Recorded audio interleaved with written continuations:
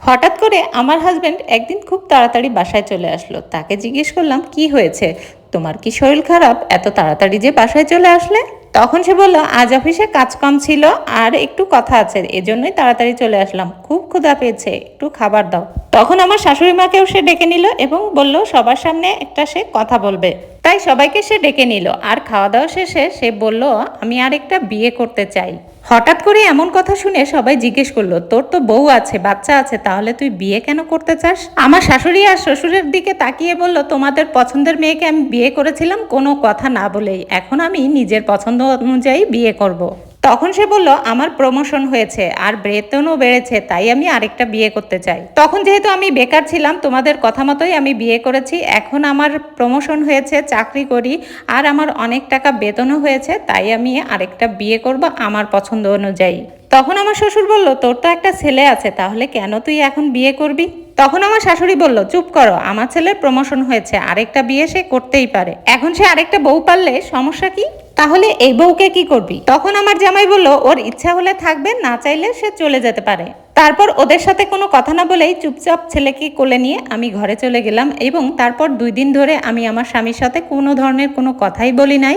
2 দিন পর সে জিজ্ঞেস করছে, আমার সাথে কেন কথা বলছো না, আমি খারাপ কি বলেছি? আমি আরেকটা বিয়ে তো করতেই পারি, আমি তো এখন বেশি টাকা ইনকাম করি, তোমাদের খরচও দিব, আর আরেকটা বিয়ে করলে আমি তার খরচও তো চালাতে পারবো।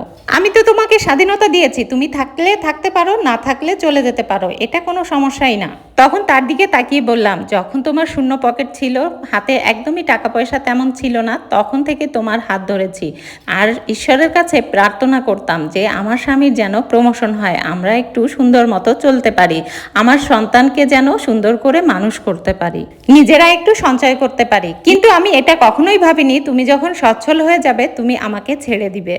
আসলে এটা আমার মনে রাখা দরকার ছিল যে টাকা মানুষকে পরিবর্তন করে দেয়। তারপরে তার সঙ্গে আমি আর কোনো তর্কে গেলাম না, চলে গেলাম ছেলেকে নিয়ে ঘুমাতে। এরপর 1 সপ্তাহ হয়ে গেল আমি তার সঙ্গে আর কথা বলি না, কিন্তু একদিন হঠাৎ করে আবার জিজ্ঞেস করছে, কি হয়েছে, আমার একটা ডিসিশন তো দিবে, আমি এখন কি করব। আমি তার 2 দিন পর তাকে জানিয়ে দিলাম, আমি তোমার সাথে থাকতে চাই না, আমি আমার ছেলেকে নিয়ে আমার বাপের বাড়ি চলে যেতে চাই।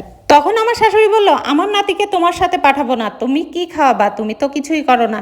আমি তখন বললাম, আমার ছেলেকে আমি আমার শাশুড়িকে বললাম, আমার বাবার বাড়িতে আমি যা খেয়ে থাকি আর তাই খেয়েই আমার ছেলে বড় হবে, আমার ছেলে অন্তত সুশিক্ষাটা তো পাবে, অন্তত পক্ষে আপনার ছেলেকে আপনি যে শিক্ষাটা দিয়ে বড় করেছেন সেই শিক্ষাটা সে পাবে না। তারপর ব্যাগপত্র গুছিয়ে আমি বাপের বাড়ি চলে গেলাম।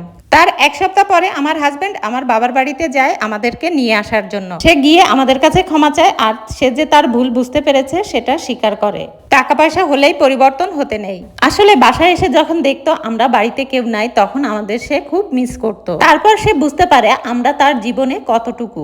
তারপর আমার হাজবেন্ড বলল, তোমরা মেয়েরা প্রয়োজন হলে স্বামীর ঘর ছেড়ে দিতে পারো, কিন্তু সতীনের ঘর করতে পারবে না।